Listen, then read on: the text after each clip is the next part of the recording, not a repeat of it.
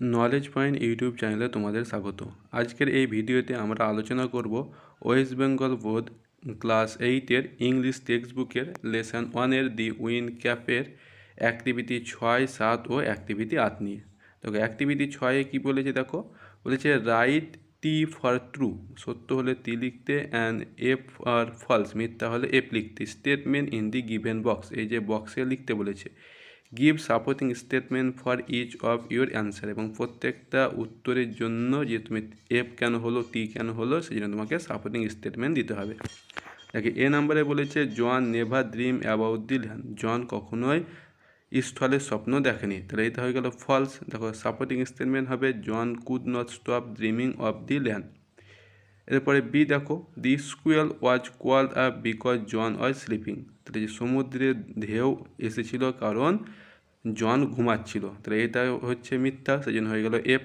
দেখো supporting statement হবে it was called up the squall from the open sky so that hit the sea without warning, বলছে এটা একটা পরিষ্কার আকাশ থেকে এই ঝড়টা এসেছিল এবং এটা কোনো রকম সতর্কবার্তা ছাড়াই আঘাত করেছিল।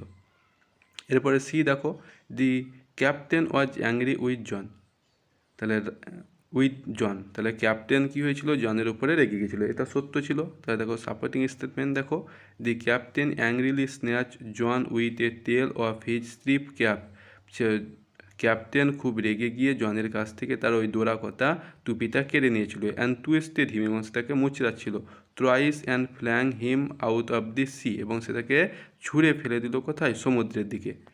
এবার দি দেখো, John did not return the win cap to the fairy man, বলছে জন ওই টুপিটা ওই ফেয়ারি পরিমানবকে ফিরিয়ে দিতে চায়নি, এটা ফলস।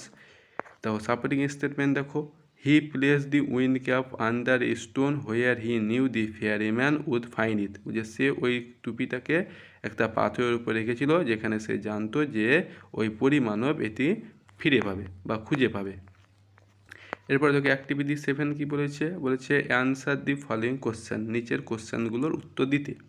দেখি এ নাম্বারে বলেছে why did the sailor try to rip off the cap from John set, বলছে কেন নাবিকরা জনের মাথা থেকে টুপিটা খুলে নিতে চেয়েছিল।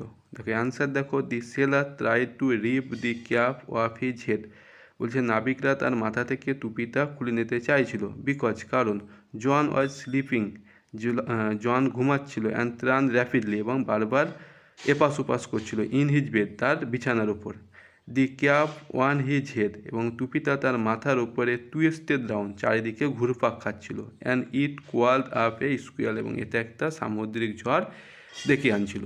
এরপরে বি দেখো, how the John divide his time between land and sea, বুঝে কীভাবে জন তার স্থলে এবং সমুদ্রে থাকার সময়কে ভাগ করেছিল। তাহলে অ্যান্সার দেখো, John spent half the year on a ship and half on the shore, John কী করেছিল, তার বছরের অর্ধেক সময় জাহাজে থেকেছিল এবং অর্ধেক সময় সে সমুদ্রে ছিল, সমুদ্রের তটভূমিতে ছিল।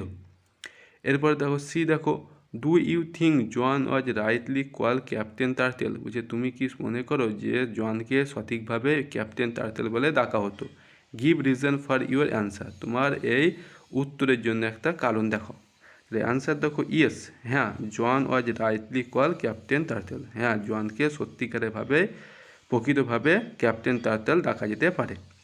সে কেন দেখো এবার সাপোর্টিং রিজনটা দেখো, he was as much at home on the water as he was on the land, বুঝছে সে যেমন সমুদ্রে বসবাস করতে পারে বা সমুদ্রকে তার বাড়ি হিসাবে গ্রহণ করেছিল, সেরকমভাবে দাঙ্গাকেও সে তার বাড়ি হিসাবে গ্রহণ করেছিল। এরপর দি নাম্বার দেখো, why the John want to return the wind cap to the fairy man, বলছে জন কেন তার ওই বাতাসের টুপিটা ওই পরিমানবকে ফেরত দিতে চেয়েছিল।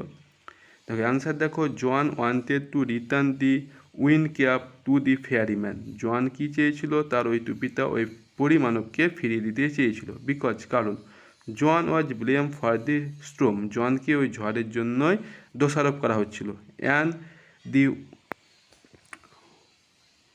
And thrown into a sea, এবং তাকে সমুদ্রে নিক্ষেপ করা হয়েছিল। And also blame there the destruction happen only for the wind cap, এবং যে ক্ষয়ক্ষতিগুলো হয়েছিল সেটা কেবলমাত্র কার জন্য হয়েছিল? জনের জন্য হয়েছিল। এরপরে তোকে অ্যাক্টিভিটি 8 বলেছে underline the verb in the following sentence, যে নিচের বাক্যে যে ভার্বগুলো রয়েছে তার নিচে দাগ মারতে হবে। There suggest action that began in the past and rest still continuing, যেটা তোমার আগে ঘটেছিল অর্থাৎ অতীতকালে শুরু হয়েছিল কিন্তু এখনও তার ফল চলছে।